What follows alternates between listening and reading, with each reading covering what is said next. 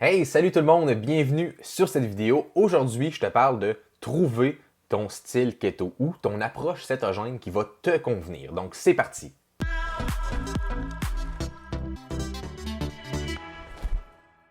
Hey, salut à toi. Si tu es nouveau sur la chaîne, n'hésite pas à t'abonner en cliquant sur le bouton s'abonner et active la cloche des notifications pour être sûr de ne pas manquer mes prochaines vidéos. Ceci étant dit, aujourd'hui, on parle des approches cétogènes ou de trouver son style keto. J'aime ça dire ça parce qu'au final, tout dépend de votre objectif. Si vous faites de l'alimentation cétogène, par exemple, pour la santé, pour la perte de poids, pour une pathologie, pour le diabète, pour peu importe des raisons, bien, ça se peut que ça change au fil du temps. Pourquoi? Parce que si vous êtes sportif, par exemple, bien, ça se peut que vous nécessitiez peut-être un petit peu plus de glucides ou si vous faites, par exemple, pour une certaine pathologie, bien là, on va vouloir couper les glucides au maximum et avoir beaucoup plus de bons gras, un peu moins de protéines. Donc, trouver son approche là-dedans. Évidemment, la réponse la plus populaire, l'approche la plus populaire, c'est pour la perte de gras.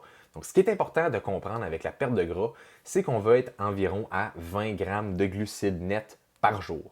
Quand je parle des glucides nets, c'est les glucides moins les fibres sur les étiquettes. Donc, par exemple, on prend un aliment qui a 10 grammes de glucides et il contient 7 grammes de fibres. On va faire 10 grammes de glucides moins 7 grammes de fibres, ce qui nous donne 3 grammes de glucides nets et on va arriver à la fin de la journée et on ne veut pas avoir dépassé le 20.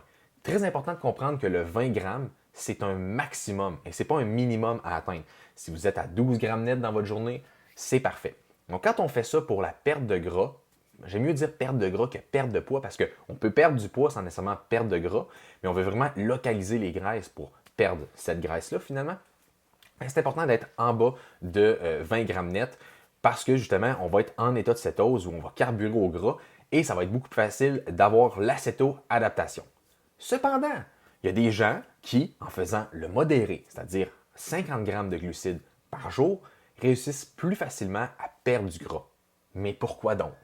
Pourquoi? Parce que justement, au début, quand on commence l'alimentation cétogène, c'est un stress pour le corps. Et j'en parle souvent, le cortisol, c'est l'hormone du stress, et quand elle est élevée, elle augmente une hormone qui s'appelle l'insuline. L'insuline, c'est une hormone de stockage des graisses. Donc, on veut faire en sorte que l'insuline soit le plus bas possible.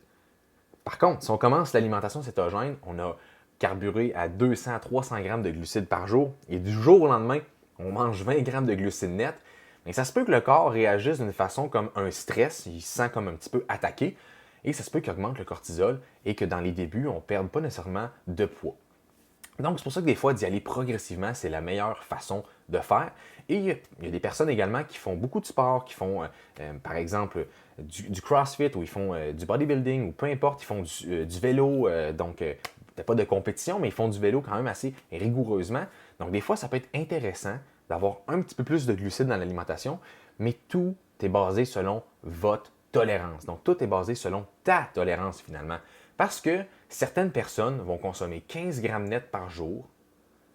Ils vont sentir après ça, OK, je me sens que j'en mangerai pas, je sens plus l'espèce de feeling de l'acétose. L'acétose, c'est l'état où on utilise les graisses en énergie, mais l'acétose, c'est là où on a de la concentration, on a de l'énergie, on se sent bien, on est capable de faire plein de tâches en même temps, on devient quasiment un peu comme dans le film Sans limite avec Bradley Cooper, où est-ce qu'il prend du NZT.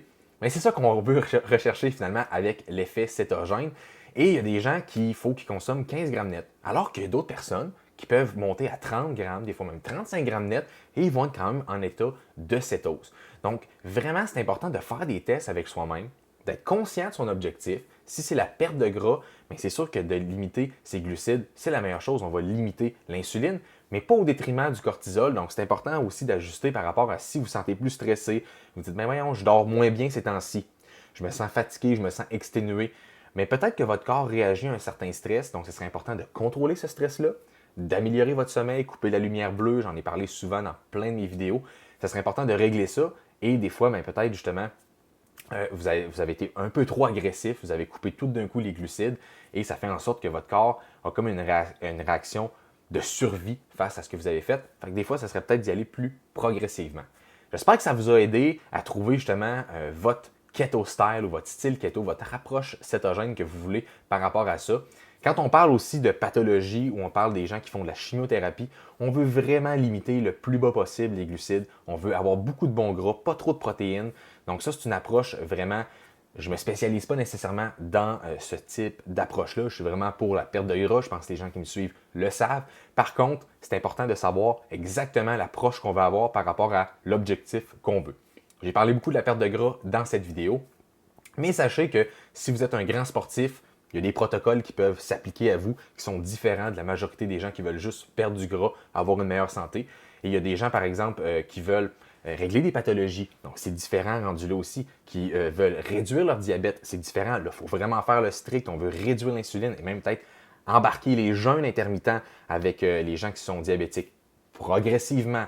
Très important, et être suivi par son médecin également parce que la médication risque fortement de diminuer. Il faut ajuster au fur et à mesure. Donc, c'est important de savoir exactement où est-ce qu'on se trouve là-dedans. Si c'est la perte de gras, je vous l'ai expliqué. Si c'est une autre approche cétogène que vous voulez faire pour un autre bénéfice finalement pour soit la santé ou les pathologies, mais c'est important d'ajuster par rapport à ça. C'est tout pour ma vidéo. J'espère que ça vous a été utile. Si oui, mettez un petit pouce bleu, ça m'aide toujours. Et sinon, si vous n'êtes pas encore abonné à ma chaîne YouTube, cliquez sur le bouton s'abonner et activez la cloche des notifications. Et sur ce, moi je vous dis à une prochaine vidéo.